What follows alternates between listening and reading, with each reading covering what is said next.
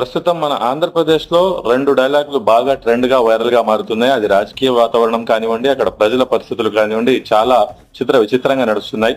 అయితే రపా రపా లేకపోతే తగ్గేదేలా ఈ 2 సినిమా డైలాగులతో ఆంధ్రప్రదేశ్ ప్రజలు సతమతం అయిపోతున్నారండి.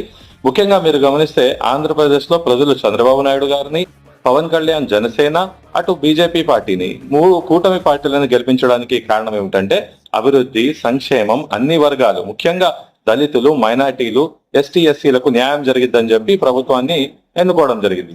కానీ అక్కడ పరిస్థితులు చూస్తే చాలా భిన్నంగా ఉన్నాయండి. ప్రజాస్వామ్యవాదులు, లౌకికవాదులు, రాజ్యాంగవాదులు అయితే తల పట్టుకున్నంత పని అవుతుంది.